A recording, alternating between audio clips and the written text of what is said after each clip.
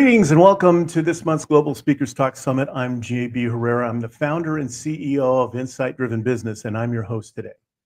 Today's summit means a great deal to me, not just professionally, but personally. You see, I grew up at the intersection of cultures, heritage, and expectations.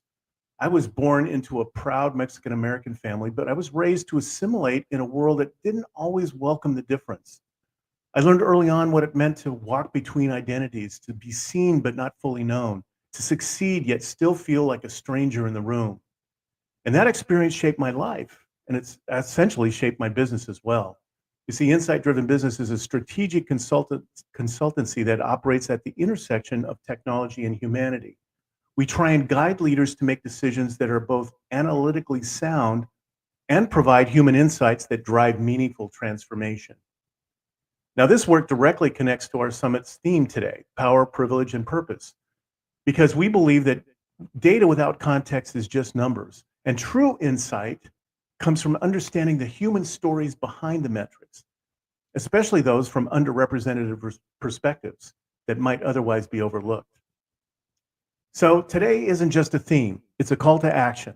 It's a recognition that not everyone starts at the same line, and it's a reminder that when we amplify overlooked voices, we create more than inclusion, we create innovation, equity, and evolution. So our pillar this month, culture, identity, and belonging, asks us to look closely at how we become who we are, how community, culture, and history inform our sense of self, how systems of power shape the stories we tell and the opportunities we're given, and how we build spaces, not just diverse, but truly welcoming. Every person has the chance to be seen, heard, and valued. So today you're going to hear from grassroots leaders, first-generation barrier breakers, and change makers who know what it means to live at the margins and to lead from them. They don't speak in sound bites. They speak from lived experience, and in doing so, they invite us to think differently, lead more consciously, and act with purpose. So this summit today isn't about checking boxes. It's about confronting what's real and then choosing to build something better.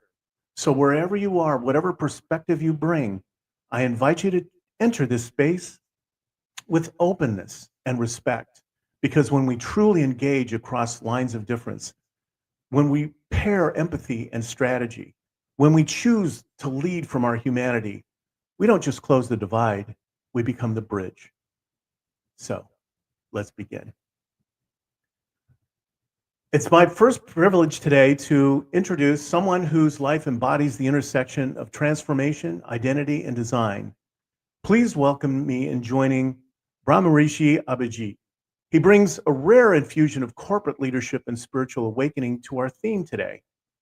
For 2 decades, he led global companies in designing multi-million-dollar products using design thinking, shaping innovations at scale.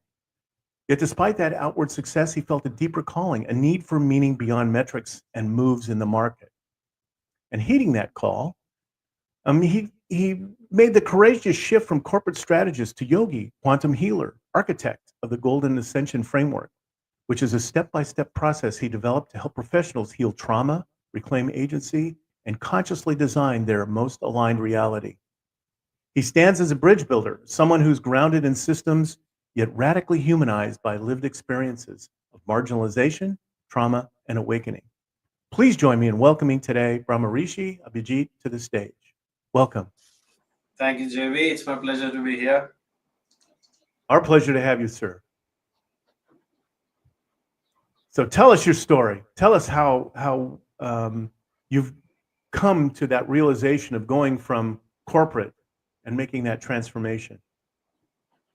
So very much, as you said, JB, when I was living my corporate life, even though on the outside, on paper, everything was looking amazing, within me, I was feeling very empty and suffocated because I was in a complete realization that, look, even though money is good, I'm not living my sole purpose.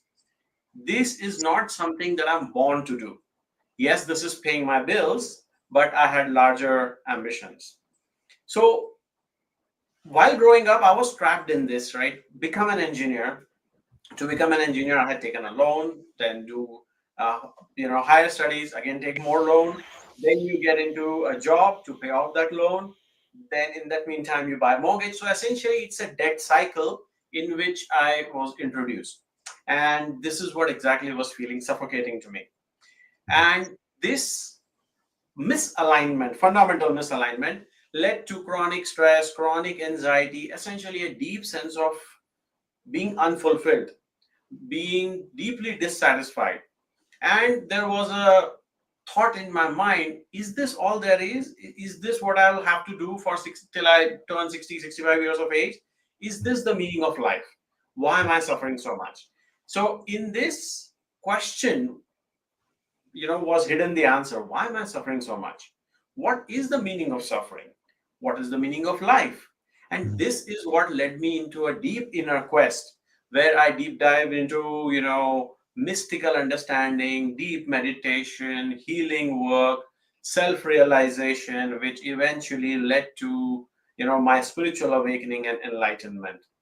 And this profound realization, this profound shift that happened in me of my perspective brought me in alignment with my core truth of who I am, where I realized, hey, it is this conditioning that we go through as a part of growing up in our life, where we are taught to believe that, hey, you will be considered successful when you are living in $1 million mansion, or when you are driving a very expensive car, or when you are working for such and such big company, or when you're making X millions of dollars. But my realization was, hey, none of this is fundamental to life. Fundamental to life is really coming in alignment and knowing the true nature of who you are. Why is this so?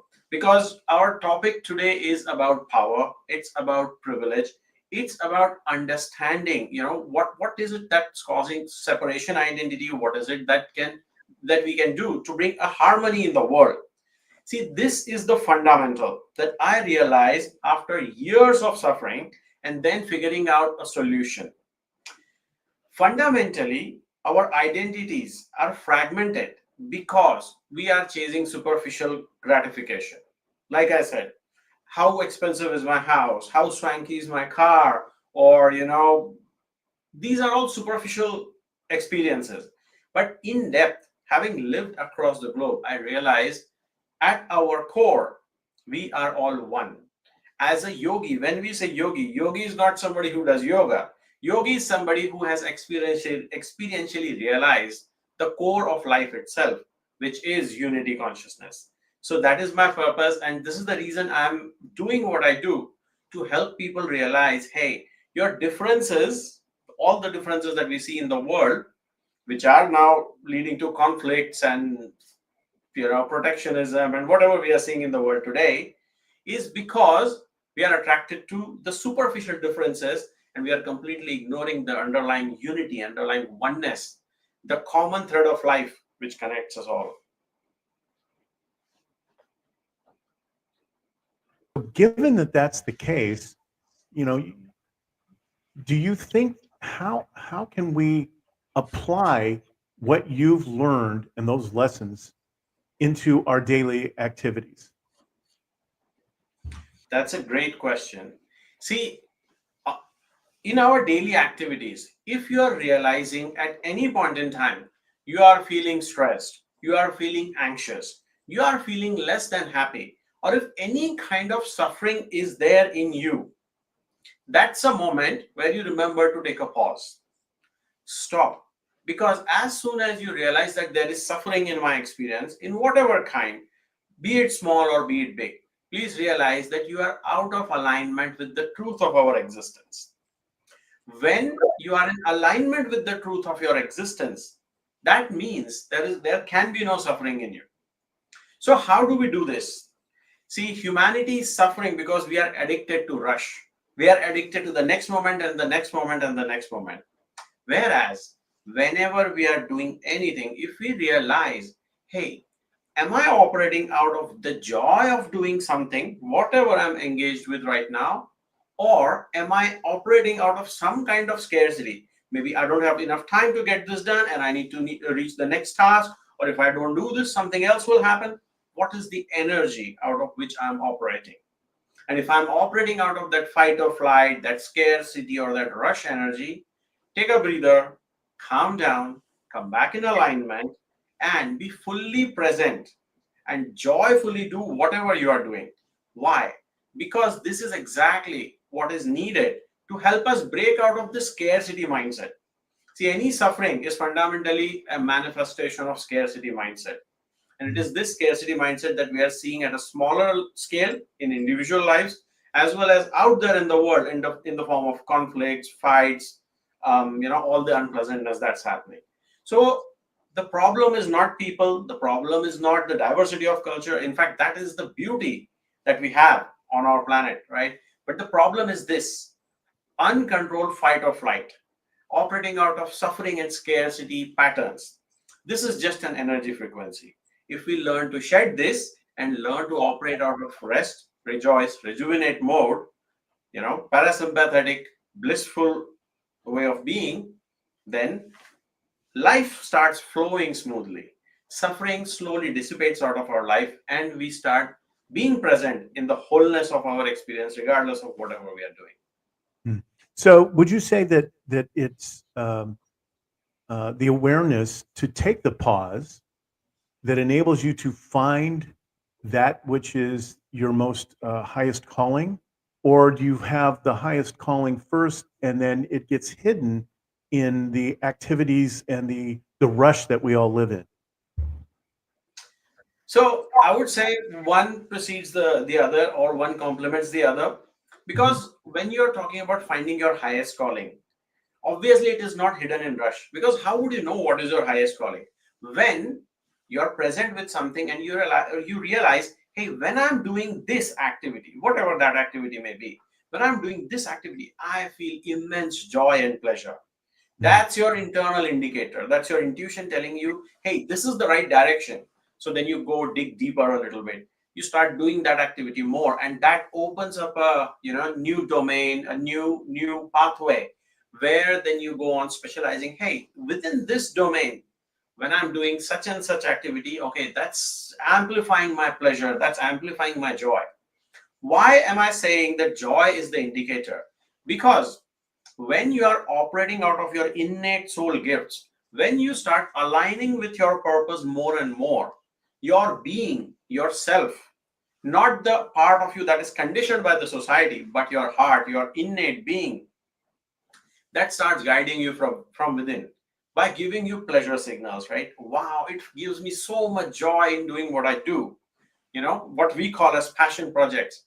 So it takes time to progressively continue to step deeper and deeper into your passion, into your purpose, into your higher calling. But to be able to do that, you need to have that presence of mind. Am I operating out of rush, or am I taking the time to enjoy what I'm doing and explore and experience how is it really making me feel?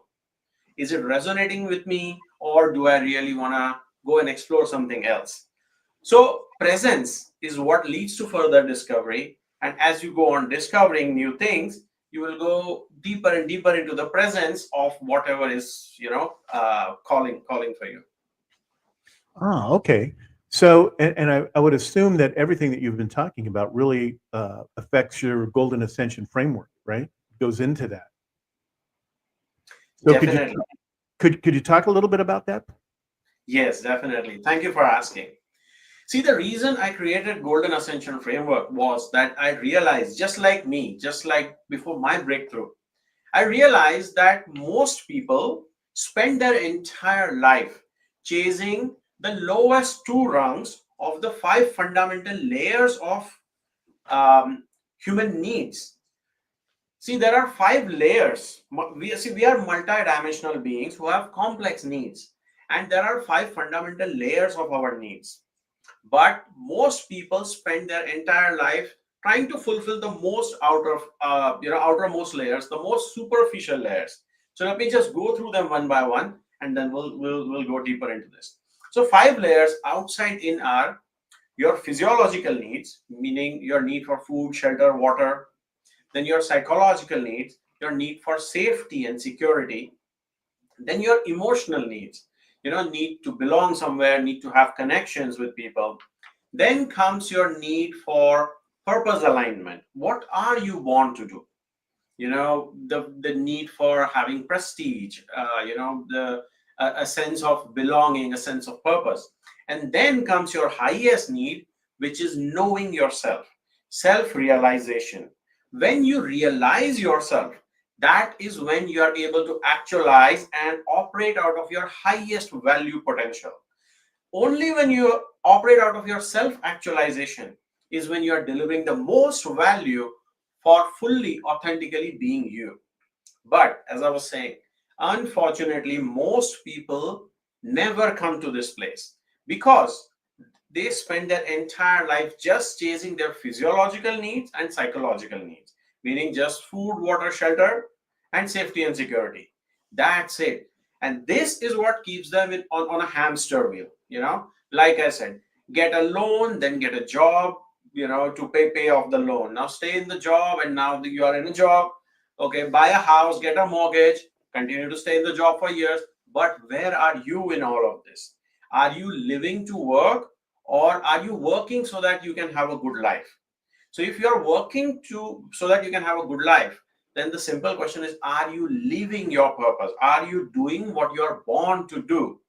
I'm not saying everybody should quit their jobs and start passion projects, but along the side, start feeding your soul, start discovering what you're born to do, and slowly, slowly new pathways open up. When we learn to honor our own self by honoring our innate purpose, that is when we go deep enough to understand, hey, other people are not just job titles or clients or potential customers or just potential business transactions. They are also sentient beings with feelings, with passions, with dreams. They are not so different than us. So then, just for superficial ideological differences, why does there need to be fragmentation in human society? Why can't we coexist beautifully, collaborate, and co-create something which all of us would be proud of? So, well, first of all, thank you very much for the journey that you took, the energy it took you to go through that journey, but more importantly, that you're giving back and paying forward. The framework that you just described is something that everybody really needs to embrace and incorporate into their lives. Is there any one or two things, I know you've talked about it a little bit earlier, but one or two things you'd like to leave for the audience that they can take away today and start to apply in their lives right now? Absolutely. So, one thing I would like everybody to remember is this: your state decides your fate.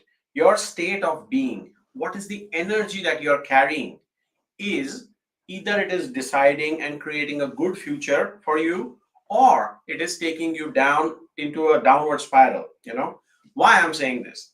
See, human beings experience two specific type of states. One is parasympathetic dominance, another is sympathetic dominance. Sympathetic dominance is fight or flight, and parasympathetic dominance is rest, relax, reflect, and then act.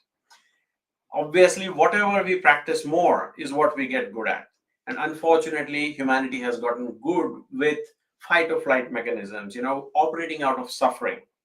So if you learn to manage your state, start monitoring your state and working with your energy, because energy is the currency of the new world that is coming around. So if you start monitoring that, that is the key to completely transform your life and take control of your destiny. Unfortunately, nervous system regulation, self-regulation is not taught in the schools. It should be, in my view. But this is what I want to help people with: how to take control of their inner states so that they can take control of their destinies. So, Bramharishi, is there a specific place or location that you'd like to have people reach out to you to? Definitely. I've got a lot of free resources on my website itself. It is called bramharishi.org. So people, if they can just find my website, they'll have a lot of help and a lot of free resources available to help them take care of their own mental and emotional health and discover the core, the truth, the spiritual being of who they are. Oh, that's wonderful.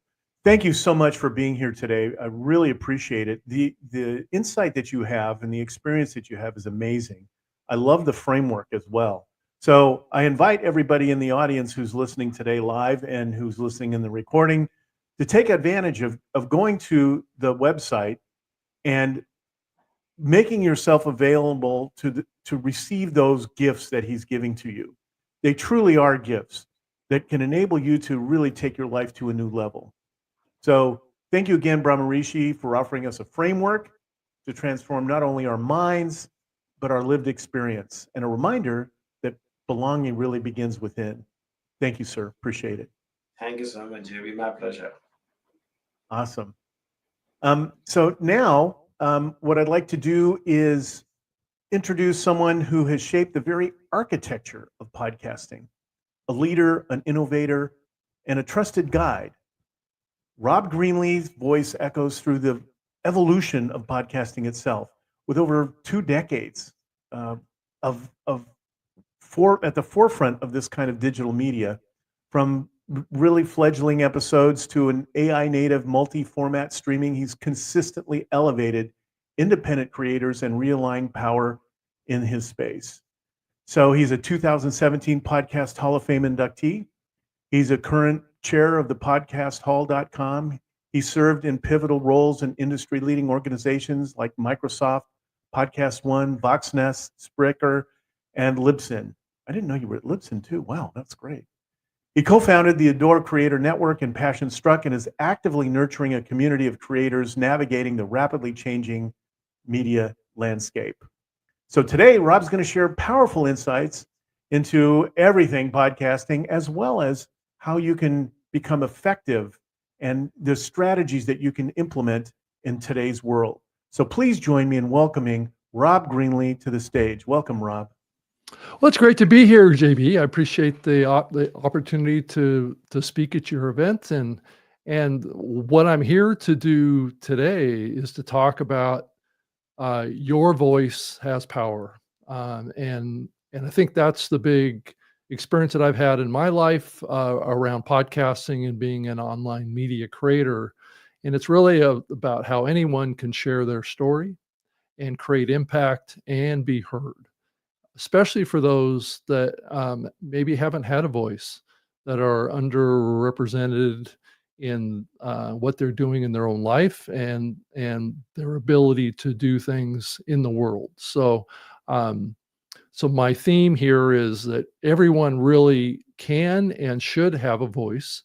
My journey started back in 1999, really based on this core principle of excitement, curiosity, having some interest, and wanting to share and to be inclusive of others and be a facilitator in helping others. And having a microphone basically enabled me to do that. And I was fortunate to have a group of fun and supportive friends that were around me when I started back in 1999 that could get me through those tough early times of doing something new or doing something different, and taking my confidence and stretching it a little bit. I didn't have a huge platform. I did start on a small radio station. They charged me $50 a month to walk in and do an hour-long radio show. So it was a very humble beginning.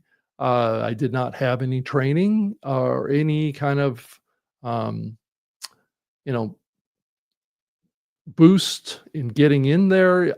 I think that's the big thing too, is just, push yourself and put yourself into challenging situations and environments, with a desire to share and to explore ideas and to connect with others.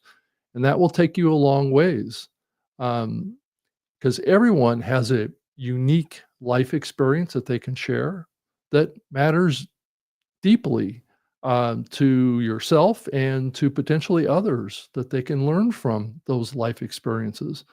So your story matters as a boost to the underrepresented, to enabling others to see your example.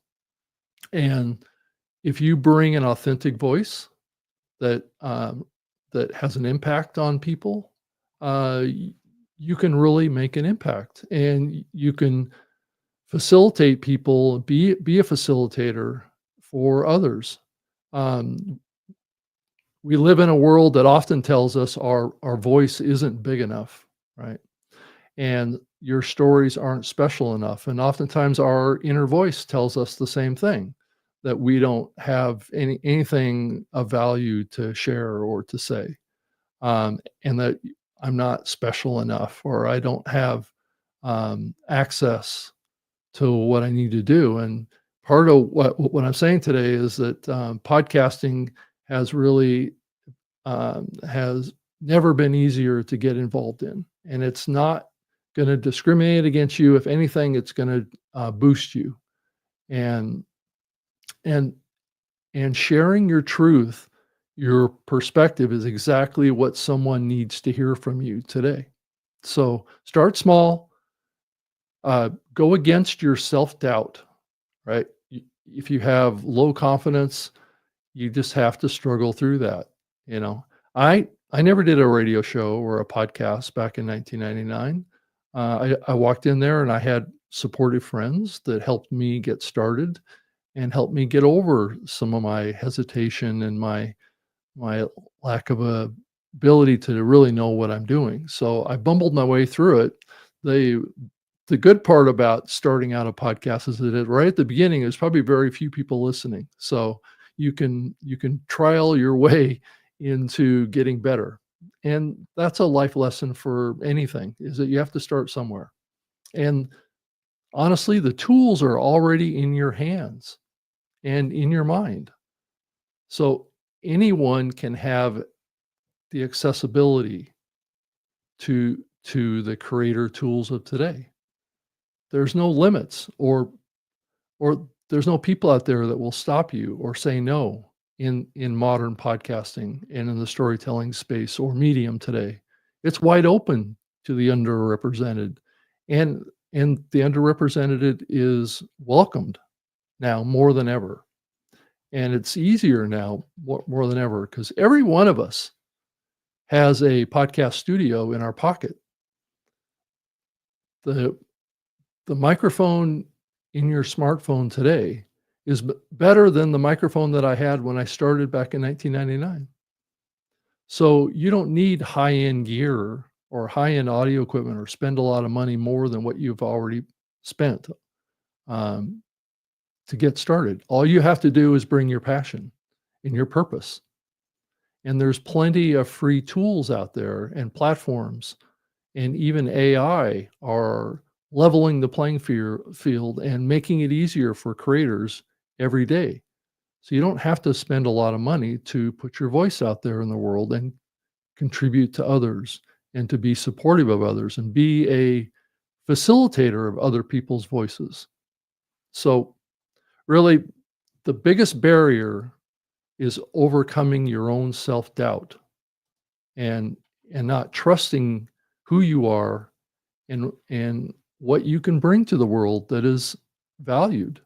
You know, I think that the common internal objection is a fear of judgment, not feeling qualified, you know, or thinking it's all been said before.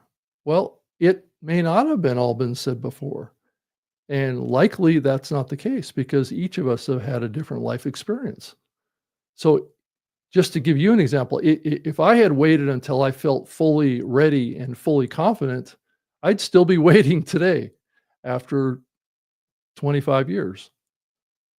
The truth is, we become ready by speaking up, by sharing, and by daring to step into discomfort and challenging situations. But I think now is a more welcoming time than ever. I think it was more challenging back when you had to walk into a radio station and you were live on the air. Now it's like you can pre-record, you can edit, you can do all these things. But it really starts with taking small, manageable actions.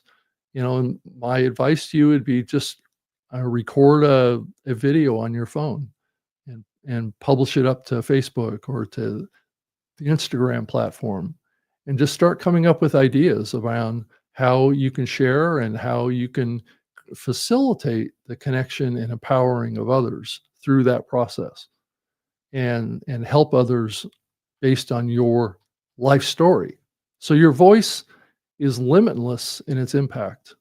One voice can spark movements. And I think we see that in the world pretty much every day. One authentic story can ignite countless others. Your story might just be the spark someone else needs to hear. And that is where the impact is.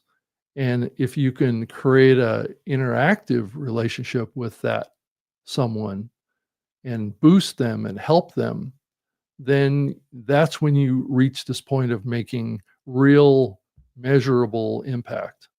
But your impact is not dependent on large numbers. I think there's a perception out there that everybody has to be a Joe Rogan or a top podcaster. You can have impact by hitting and reaching 10 people, and with a genuine connection and meaningful interactions, one person at a time.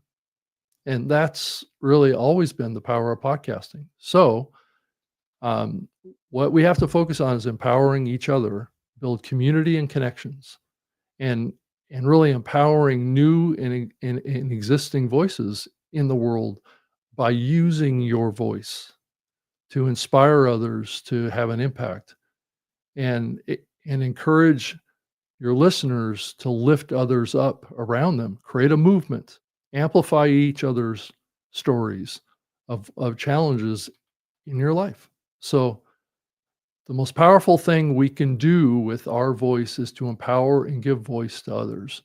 This is how we have lasting change. And so my last comment here is the world is waiting for you. So this is a sincere call to action from me to get speaking as soon as possible. Your microphone is already in your hand, and your voice is your superpower. So someone is waiting to hear your truth, your experience, your unique wisdom. So don't wait to be chosen. Choose yourself and speak from the heart and speak with your purpose. And because the world needs your voice now more than ever. So there's nothing holding you back. Rob, thank you so much for that message. And for all the listeners and viewers in the audience right now, you're listening from to one of the Hall of Fame members in the podcasting community. Take these words to heart. Don't just kind of let them go in one ear and out the other, unless you have headset on, which you can't do. But really take these concepts and this viewpoint and experience and apply it in your life. All it takes really is what Rob says. It's your voice can affect one person, and that one person, who knows where they're going to be, right? But you have to take that step. Rob did back those many years ago, and even now, right? And I can essentially say the same thing. I still get the nerves. I still get, do I really belong here doing this stuff? It doesn't go away. So just let it. Doesn't. Well, it's also exciting too. So it's, but you have to reach a point eventually where you feel an elevated level of confidence too. Right. Right. So Rob, I'm going to have to just ask you a couple of questions here real quickly. So, both of us come from the technology world as well, but how do you see technology affecting things? Obviously we have, essentially a broadcast studio in your phone, but how do you think AI is implementing all of this or affecting us? Well, I think it's streamlining workflow processes and idea generations. There's aspects of AI that are coming that we haven't seen yet. That will have impacts. There's things around cloning your voice and creating replications of our presence, but probably not our heart. So, I think that's the key thing about AI is it's not going to necessarily replace the human heart and the human passion and the human meaning. that can be brought to the world, but it can bring some efficiencies to both ends of creating content and to also help elevate our knowledge and our understanding of the world is what I see AI doing. Absolutely. Wonderful. Thanks, Rob. I appreciate it. This has been really wonderful. Love your passion that hasn't waned with all of the years of experience, but it's actually it's getting larger. I hope Right? so. That's Absolutely. the goal. Well, thanks so much, Rob, for being here. Really Right. appreciate it. All right. Well, thank you for having me. Yeah. Absolutely. Well, now I'm honored to introduce someone whose journey has really changed. She's really affected me significantly. Um, her story really it illustrates how purpose and healing intersect across cultures, education, and identity. So please join me in welcoming Sunitha Siva. Sunitha, welcome. She brings a powerful blend of scientific rigor and compassionate healing to our summit's conversation today. She has began her journey earning a master's in pharmacy, where she excelled academically and clinically. Um, and now she's earned her second master's degree in clinical mental health counseling from Chicago School of Professional Psychology. She's a testament to resilience and reinvention. And after guiding many different foreign pharmacy graduates to licensure through her coaching and teaching, she shifted direction to pursue direct service in mental health counseling. So now she's working with other people to go through the rigors of behavioral health, but in a way that can spread out. We talked about having a pebble that drops in the middle of an ocean that opens up and gets bigger and bigger. And that's what her journey reflects. So today she's going to offer us a little bit of her insight. She brings a narrative of navigating cultural transitions. And let me give a warm welcome to Sunitha Siva. Welcome, Sunitha. Thank you, JB and the team, Global Speakers Talk team. It's a great honor to be here. Thank you for this opportunity. This is Balasundari Parameswaran. Good afternoon, good morning, good evening, everyone. My nickname is Sunitha Siva. I'm a founder of Soy Pharmacy Tutoring and currently is a Director of Pharmaceutical Sciences at Connected Knowledge Center. I am a pharmacy and mental health professional. My journey to this summit did not start in spotlight, but in silence. That silence made me to search my purpose, what I should do, and that made me to help more students to get their pharmacist license in USA. I was into the real world where the power is external and the privilege is inherited and the purpose came at the last. So I don't know what to do. As a pharmacy and mental health professional, I want to speak to people, but I thought always the speaking comes with the title.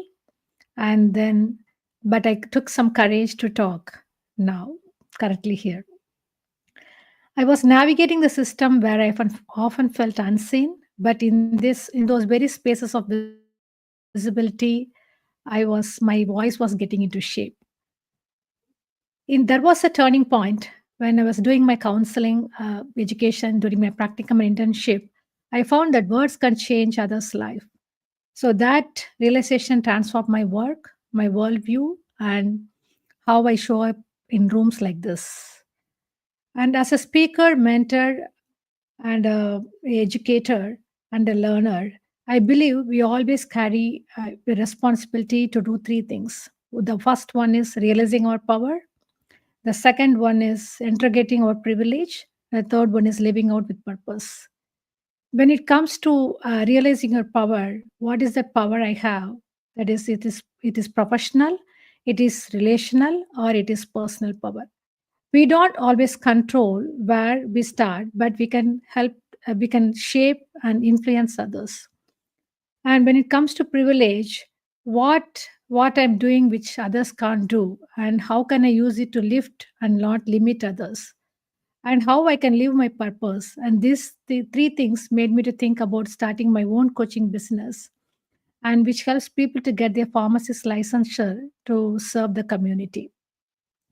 My key empowerment lesson today is like own the voice, own your voice, and own the room. So, as a speaker, mentor, and a coacher, I always see my students need to get have the empowerment shift. The empowerment shift take place in two ways. One is power within, and one is power over. So the empowerment is not happens. I always ask like, what is letting me in to do it, and what is going to stop me to do that. So in both the ways, both questions, I got the same answer. That is me. I am going to let me in to do that, and I am the one who is going to stop that. So I hesitate to speak up, but now I got the courage to speak now before you all. To those stepping into these platforms, like going into a boardroom or going to the community hall or going into these classrooms or the meeting like this, summit like this, here is my guidance. Don't edit your story to make others comfortable. So tell your own story, my own true story. The true story is I faced a lot of challenges to get the licensure here, to get past the pharmacist licensing exam.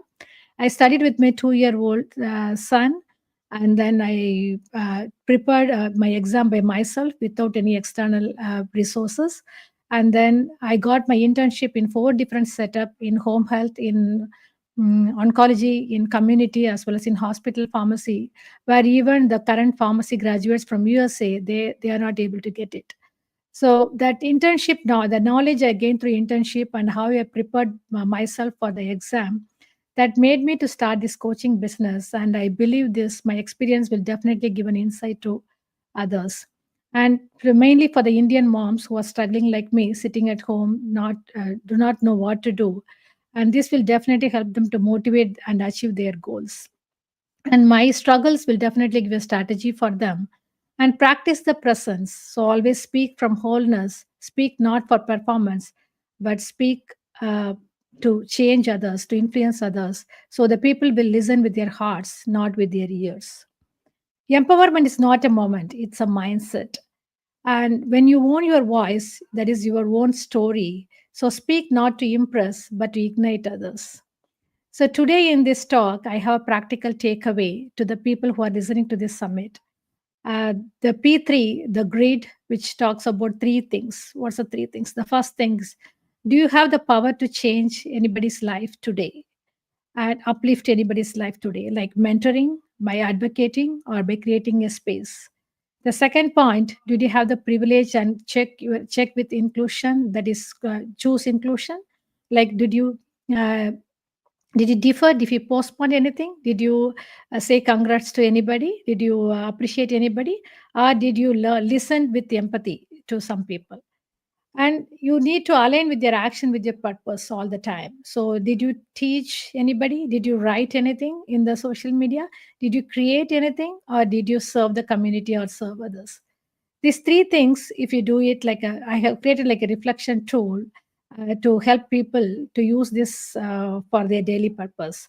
So in this reflection tool, you can always do like, of the first question you can do is, this is my call to action. This tool will definitely help the people. They can challenge themselves to see how this tool brings their insight into practice. So this is the tool which I'm talking about, is the P3 action grid, the power. So daily, how did you use your power to uplift someone today? So like example, like advocating, mentoring, or creating space. So you can write it down and say like, what is the action you took and who got benefited? What is the outcome and reflection? The second one is, how will you check your privilege and choose inclusion today? There's 2 times a day, like morning and evening. You can do the time of the day, and you can say check and what is the innovative action you have taken and what is the outcome and reflection. The third one is the purpose, that is daily. These 3 actions which you took today that align with your purpose. Like, did you uh, taught anything? Did you write anything? Did you create anything? Or did you serve anybody? These purposeful actions, these 3 actions will help you to alignment in your purpose, and then outcome and reflection. What is the outcome you got, and reflect. So you can do this 10 to 15 minutes every day and fill the purpose P3 action grid. And then you can observe the patterns and growth opportunities over time. My closing reflection is, to inspire participants to reflect on how they can actively transform their awareness of power and privilege into purposeful action in their personal, professional, and community spheres. As we close, consider, where did you hold your power personally, socially, and professionally? How might your privilege open doors for others? And what is your purposeful action you will take after this summit that aligns your influence with equity and impact? Your power is your voice, your privilege is your platform, and your purpose is your responsibility. When all the three aligns, the transformation begins within yourself and it will bring eventually transformation in the world. Thank you so much. Can't hear.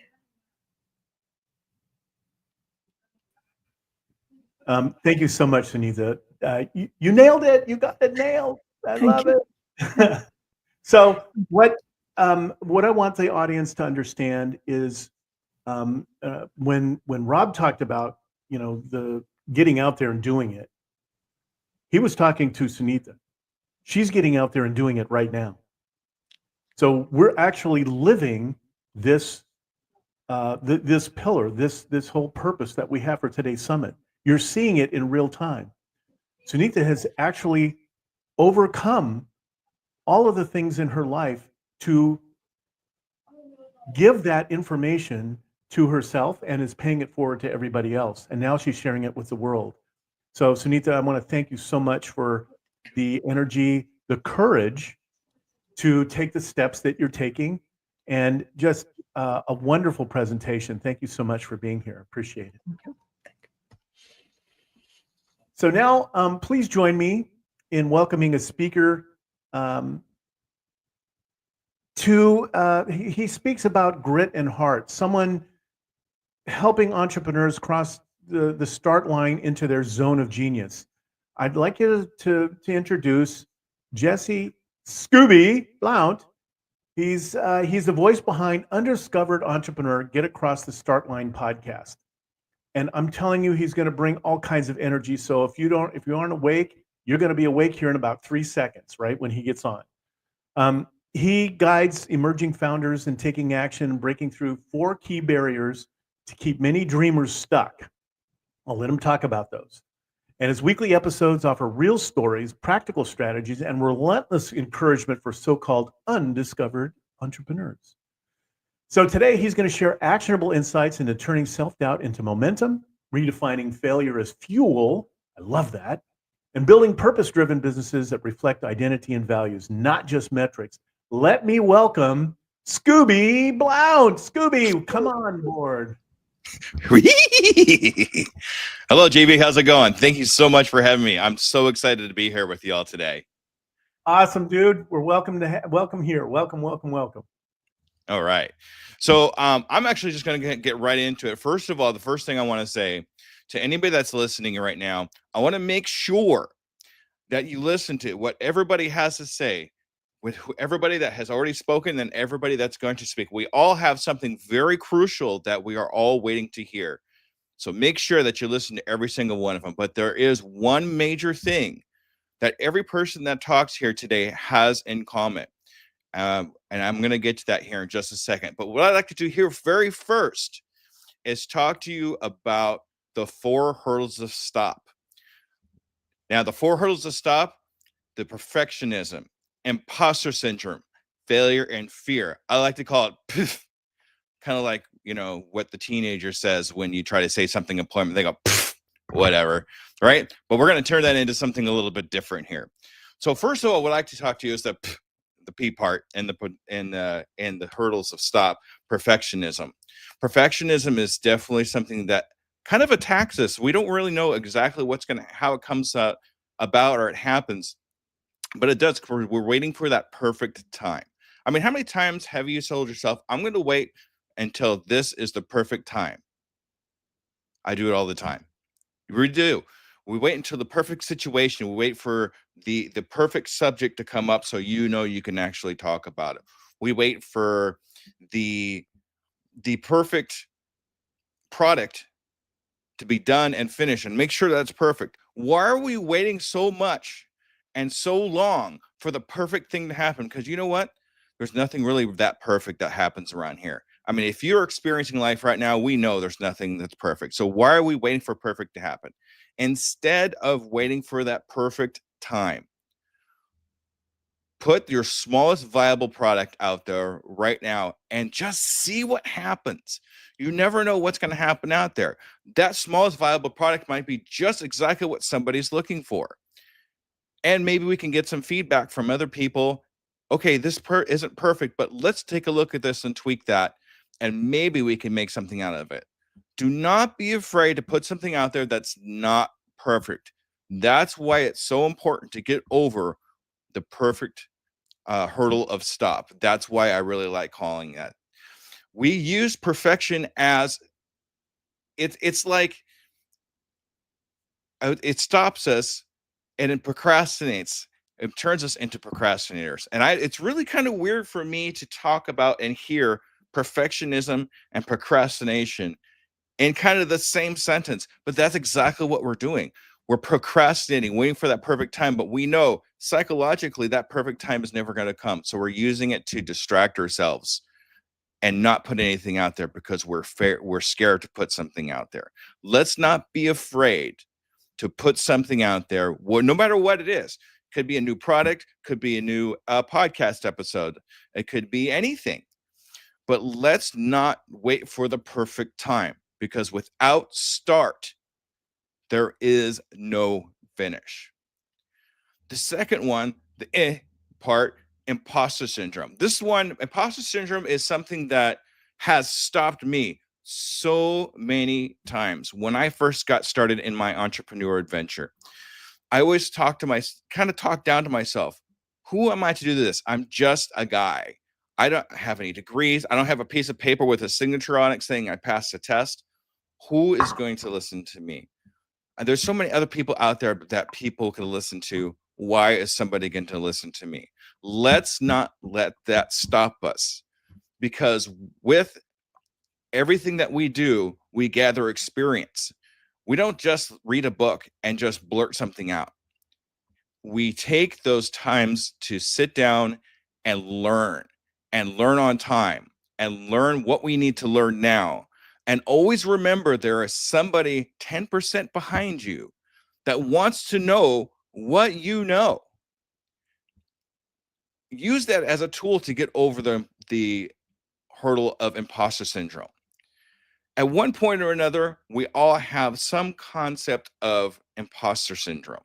Everybody is an imposter of some kind. If we can use that as an equalization for us to all understand that we're all in the same place, then we can get over the hurdle of imposter syndrome.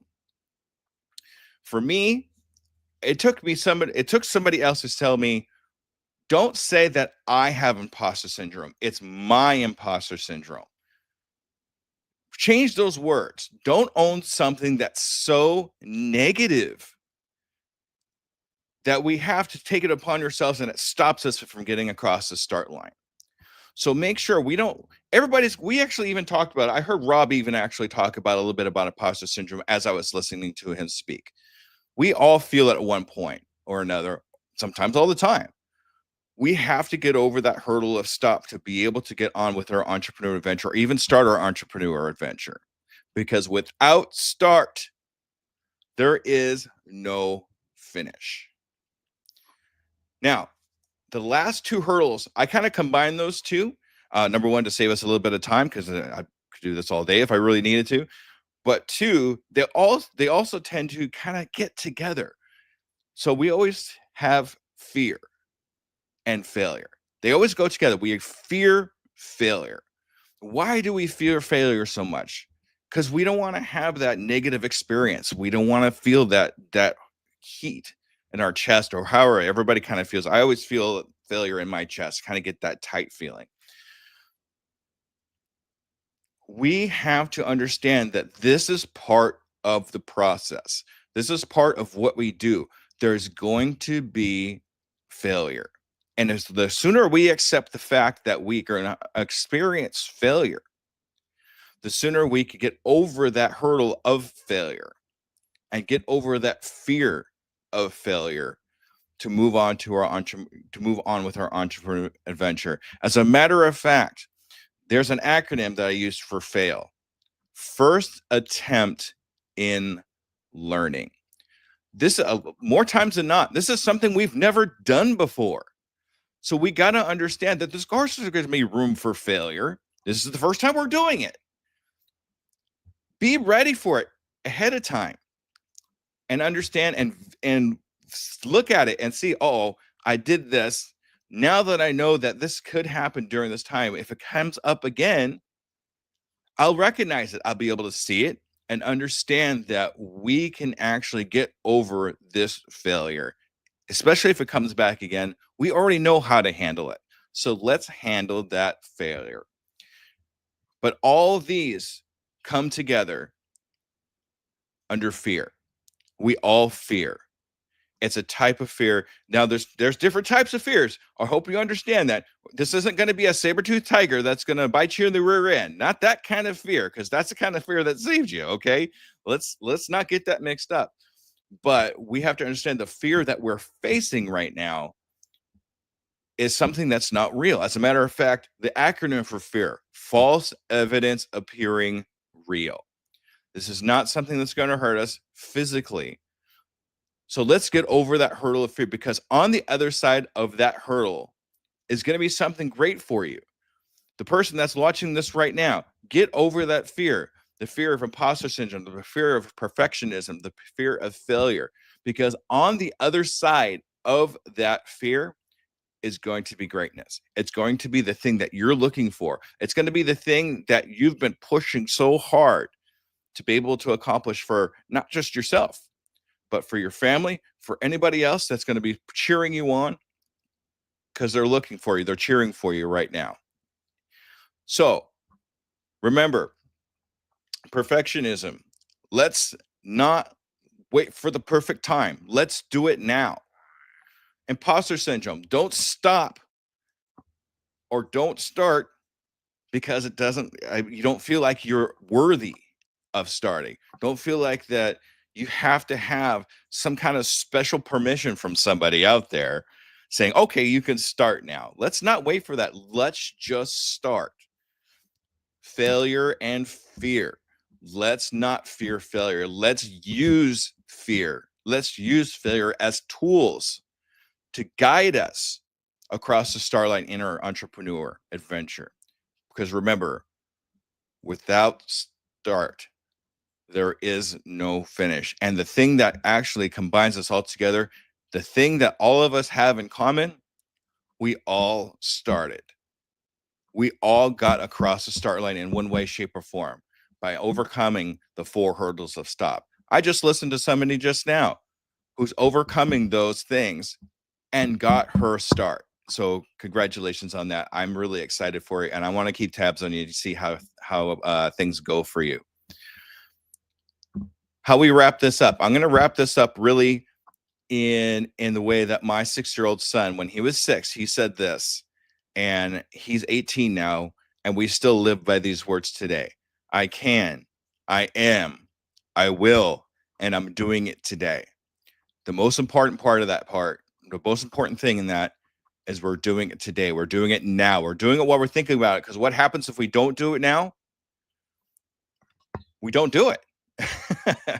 We think we have this special place in our brain where we have things that we're going to do. Instead of saying we're going to do it, let's do it and just see what happens. So make sure that we all move. We all get started. We start right now. As a matter of fact, we'll wait until this whole thing is over. But when this whole thing is over, when this speech is over, then go do something, because we want you to stay here till the finish. All right. Thank you so much. Yes. Thank you, my man. Thank you. That's awesome. I love it. I love your acronyms. We'll get back to those later in the roundtable. Wonderful, impassioned way of organizing all of this. Thank you so much, Scooby, for being here. Appreciate it. Absolutely. Thank you so much for having me. Absolutely. So now I'm honored to introduce a speaker who has transformed, I'd say, pretty much his personal hardship into global impact. We'll call it global impact here. Someone whose resilience has redefined not just success, but belonging. Robert Foster is a motivational speaker. Robert B. Foster is a motivational speaker, coach, and author who champions radical resilience and transformation through storytelling.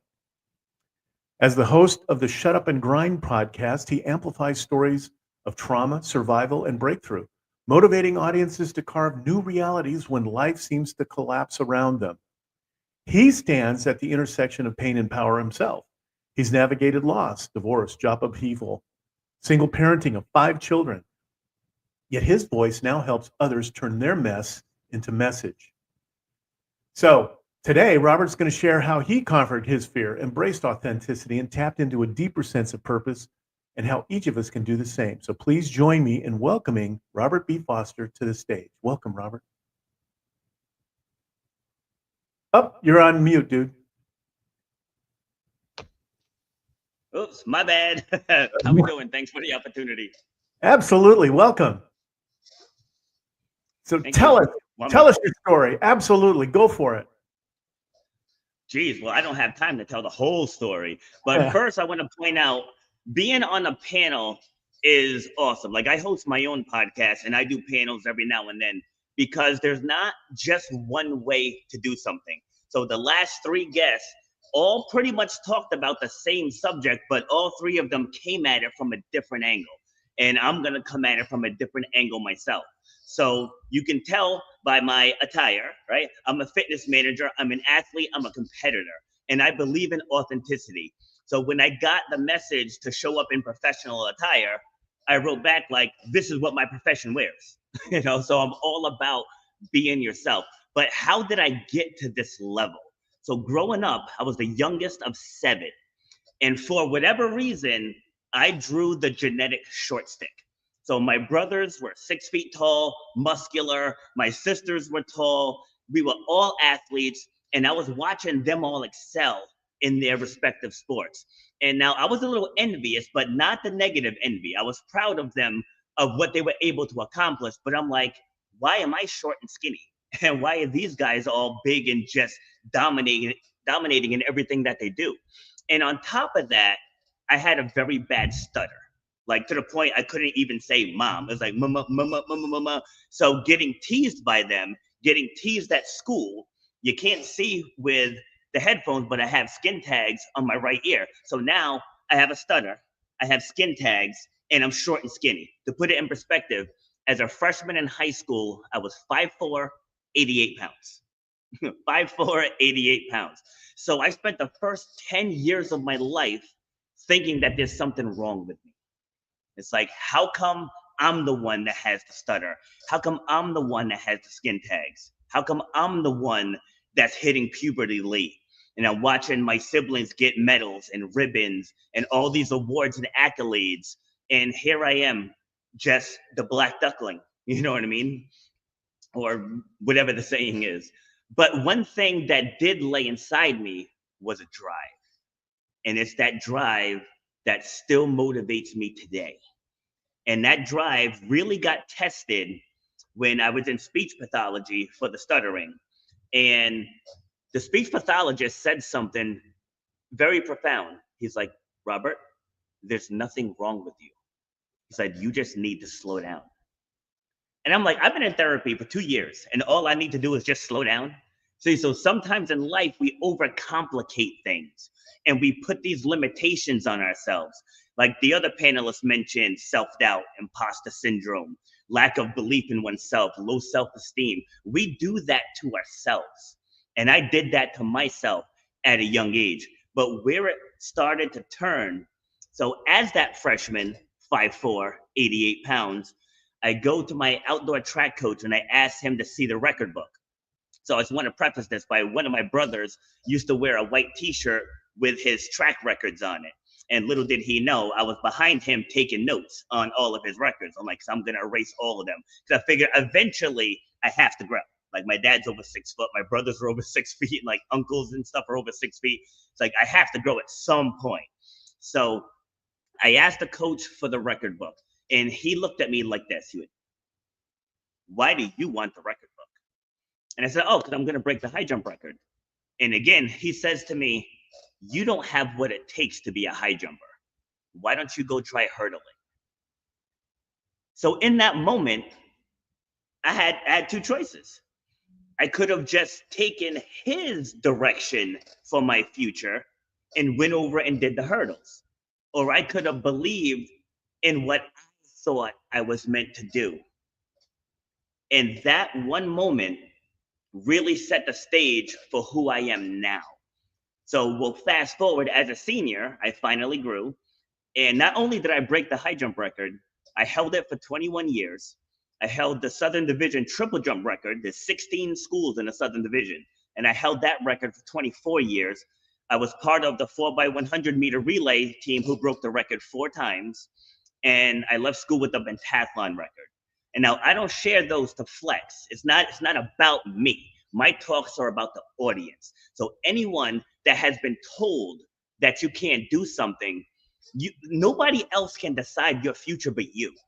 Okay, other people can help guide you, they can mentor you, they can lead you, but at the end of the day, you have to be the one that flips that switch. And that's how you overcome that self-doubt with belief in yourself. So one thing that hasn't been mentioned yet today is clarity. Okay, clarity is how you beat self-doubt. When you know what it is you want to do, and it fuels your inner fire and your inner purpose, nothing and no one can knock you off that course. No one.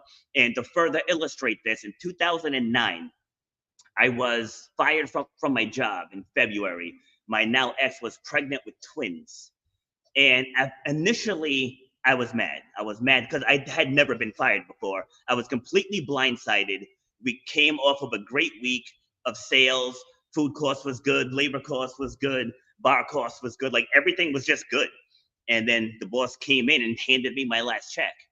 But I had just started scratching the surface with fitness at this time. And I wanted to pursue fitness, but I still had the comfort of having that paycheck every Friday. So all of my talks are geared to that version of me, people who are dealing with that. Like you're in something that you feel stuck. There's something else that you know would light your soul on fire, but you're afraid to make the leap. So fortunately, I didn't have to make the leap because I got fired. So the universe told me this is where you're going. And so I pursued fitness, right? So going back to 2009, I get it. So I lose my job. I'm collecting unemployment. And while I was collecting unemployment, I did my fitness certification. So I finished a college diploma program. It wasn't a degree, but it was a diploma program in the principles of health and wellness. And then I got certified as a group fitness instructor and as a personal trainer. So everything is going great. I get myself back into shape. So I think I was 32 at this time. And I wanted to compete in track and field again.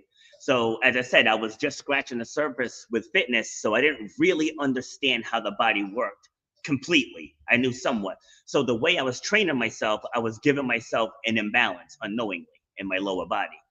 So my first track meet back, I win the long jump. I'm in the high jump, and technically, I had already won. I was in a 30 to 34 age bracket, but there was still a 45-year-old competing. And as I mentioned, I'm a competitor. So I was like, I'm not going to let this old guy beat me. I said, I need to keep doing this.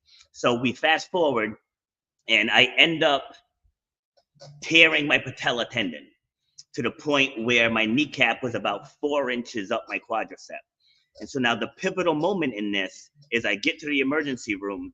The ER doctor takes off the brace that the EMTs put on, and he looked me right in my eyes and said, you will never run or jump again. And as the MC mentioned, I have 5 children. So at the time, they were 9, 6, 2, and the twins were 4 months old. And this guy just told me I'm never going to run or jump again. And for a split second, I went down that rabbit hole thinking I won't be able to play basketball with my kids. I won't be able to run around at the playground with my kids. But then competitor Rob came back out, and he's like, whoa. This guy doesn't know how we're going to heal. He has no idea what we're capable of what we're willing to go through, the work that we're willing to go through to make a full recovery. And he said it's like a 10% chance of a full recovery. I said, and that's all I need is that 10% chance. And post-surgery, yes, the pain was rough. It was definitely rough. And there were periods where I did doubt. I mean, at the end of the day, I am human. But going back to vision, I spoke that into life. Like every day, it was like when I run again, when I jump again, when I compete again, right? It wasn't if, it wasn't maybe, it wasn't hopefully. You spoke it into existence. And from that is where my podcast was born, because I did make a full recovery. I did compete in almost 200 obstacle races. I competed in 22 track meets, and I'm undefeated in the high jump since I got back on the track. And again, I don't share that to flex. Like, stop letting other people tell you what you're capable of. And this is a doctor, a guy with a PhD, a guy with 12 plus years of schooling, who told me I would never run or jump again. And that tells you that the human will is one of the strongest forces on this planet. And it was my desire, plus my putting in the work, is what made that happen. So I started my podcast, Shut Up and Grind, and I bring guests on from all over the world to talk about those stories of defying the odds. And the things that I've heard over the years, it's incredible what people have gotten through. So for the listeners on this summit, if you want to make a pivot in your life, I mean, if you're happy where you are, stay where you are. Then everything I just said isn't for you. But if you're in a place where you know you're meant for more, if you ended up in a career that somebody else wanted you to do, or your spouse wanted you to do, or your guidance counselor wanted you to do, but it didn't really speak to your soul and you just did it out of appeasement, this is for you. Just as the last speaker said, get started. That's always the advice I tell people, get started. Because once you start on that journey and you know what you want, opportunities are everywhere. They are absolutely everywhere. And again, this is stuff that I've lived. Just 2 years ago, I walked away from my business. I walked away from my clients. I dropped the keys on the desk. And for about 6 weeks, I did go into that dark place where I doubted myself. I even doubted if I belong on this earth. Like, I went to that dark place. But it wasn't until I started coaching again where the soul got relit. And then I restarted my podcast. And then I started training fitness clients again. I started coaching athletes again. And now I'm back where I belong, because I went back to my vision and I went back to my purpose. And that's the question that I'm going to leave for you all. What is your vision? What is your purpose? Thank you. Robert, that's amazing. Thank you so much for really standing as a bridge between hardship and hope, and for reminding us that belonging is forged through that courage to rise above your toughest chapters and live to your vision and purpose. I was paying attention. Thank you. Oh, no, thank you. I appreciate it. So what I'd like to do now is bring everybody back on stage and have a little roundtable, if that's okay. First of all, I want to thank all the speakers for sharing their powerful stories and insights. You've, first of all, demonstrated what it means to transform your personal experience into really universal wisdom. But now we want to take all these perspectives, because Robert's absolutely right. We all come from different ways of approaching these same issues. And so for our segment today, what I'd like to do is explore a theme that connects all of the journeys, and that's overcoming doubt to ensure that our voices, the ones that we want to champion, are heard in spaces where they have been historically absent. So each of you has navigated, that internal and external barrier. But I'm curious about the practical strategies you've developed to move through those moments of self-doubt. So I'd ask each of you to answer this question. What would become possible in our world if the historically underrepresented voices move beyond self-doubt into their full power and purpose. What would become possible in our world if people move beyond their self-doubt into their full power and purpose? So I invite you guys. So why don't we start with you? Yeah, I think that there are many people that have kind of stepped up and really kind of made efforts to reach their full potential. And so I think that there's plenty of examples out there. I think those of us that are here on this program today are examples of that. And like I mentioned in what I talked about is that all of us have a role and a responsibility in what we do to always keep that in mind, that we're here to boost others and to make what's possible. And that's not always easy. It's not always a path that's easy for a person to accept and be willing to do. So I think, but we all have to keep trying, and we all have to incorporate this as much as we can in our daily activities that we do, to give opportunity to others and not exclude. Yeah. Right. Awesome. Thanks, Rob. Sunita, how about you?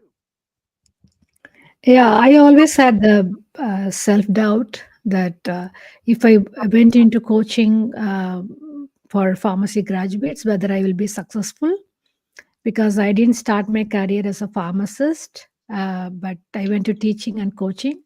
I had a lot of teaching experience in India, but not in USA. So I don't know how to start, where to start, and whether people will come to me, because I did not have a PharmD degree from USA. I had a master's in pharmacy from Banaras University. So, but still, people were not able to connect and use me for their testing exams. But that self-doubt was there, and but it took a lot of time. I proved myself. I go one by one. I started with one-on-one tutoring, and then eventually developed into coaching. And I have coached almost 75 students so far. And for the past 11 years, I'm doing this. And I'm now giving back to India too by working with Connected Knowledge Center to help the students in India to come here and do this exam.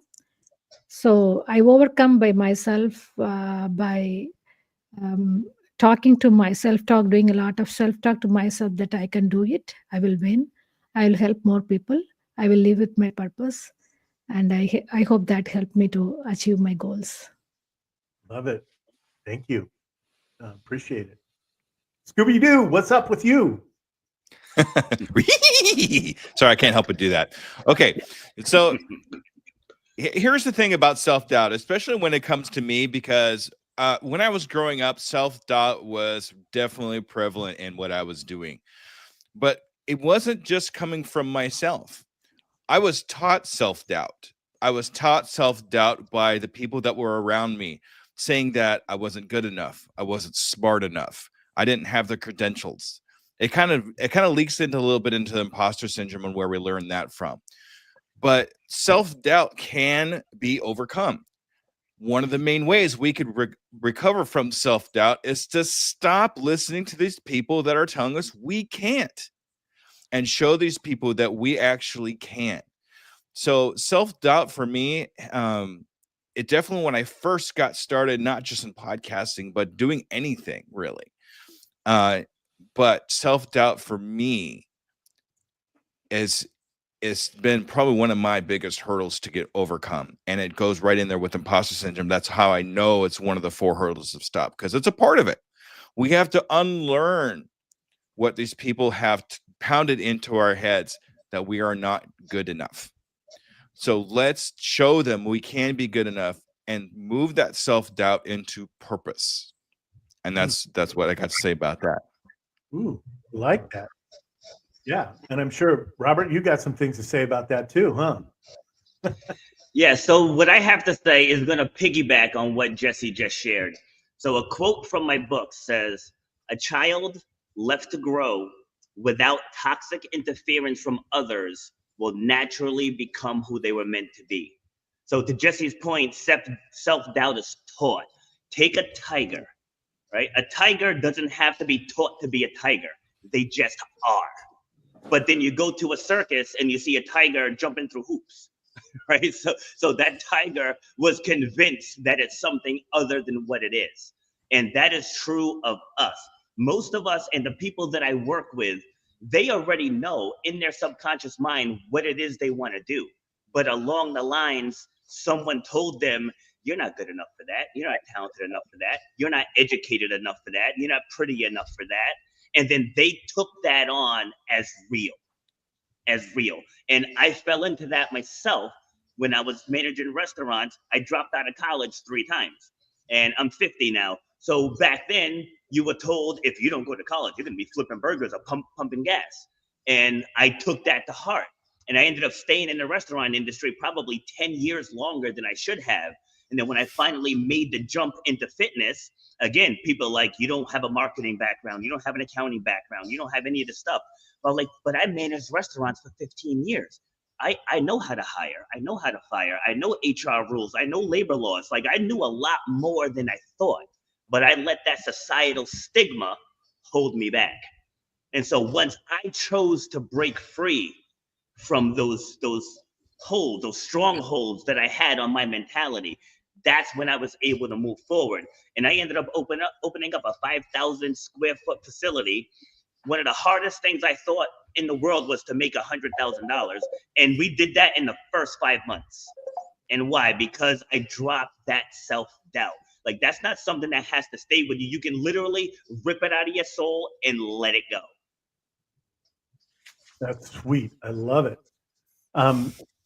Thank you everybody for these insights and the practical wisdom.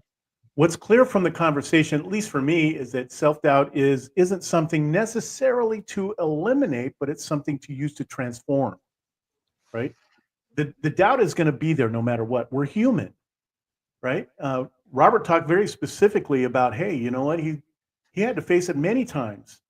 The physical things that he's had to face. And I know all of us have done that same thing. We all are human, but let's take that humanity and turn it into a motivating factor for us to transform ourselves. So thank you very much. I'll call you the team, right? Thank you, team, for being here today. You guys are awesome. And I just wanted to finally just close today's summit by taking a moment, not just to reflect, but to honor what we've experienced today, right? And we've heard stories that don't often make the main stage, really. The story behind the story, right? Everybody likes to talk about what they've accomplished and those types of things. There's nothing wrong with that. But the story behind the story is really what makes all of this worthwhile for us to pay it forward. We've been reminded powerfully that identity isn't personal, it's structural. How we structure our brains, how we structure our activities. It's human. Each of our speakers today has brought more than insight. They brought courage, they brought clarity, and they brought the kind of perspective that doesn't just inform, it transforms. But here's the thing. What happens next is up to you. Awareness isn't the finish line. It's the starting point. Because real change doesn't happen in a summit. It happens when we leave this space and choose to act differently. So I want to leave you with 3 challenges, and these are going to sound familiar, right? The first is use your power. Whatever influence you hold, use it to elevate somebody else. Don't buy into other people's limitations of you. Don't even buy into your own limitations. We've seen from these speakers that you can overcome all of that. Open a door, pass the mic, make the invisible visible. 2, examine your privilege, not with guilt, but with responsibility. Because privilege is not something to hide, it's something to repurpose for good. 3, lead with your purpose. Today is more than just inspiration. Let it be a shift, a spark, something that aligns you with who you are and what the world needs most from you. Because in the end, guess what? Belonging doesn't begin with systems. It begins with people. People who choose to see one another, to listen longer, to stand closer, and to lead not from ego, but from empathy. So thank you for showing up today. not just with your brains and your intellect, but with your heart. So now I challenge you, go out, build bridges, start conversations that matter. Be the kind of leader whose impact outlives the moment. And we'll see you at the next summit. Thank you, speakers, for being Thank here. you. Thank you, audience, for being here as well. Thank you. Bye. Thank you. Bye. Take care.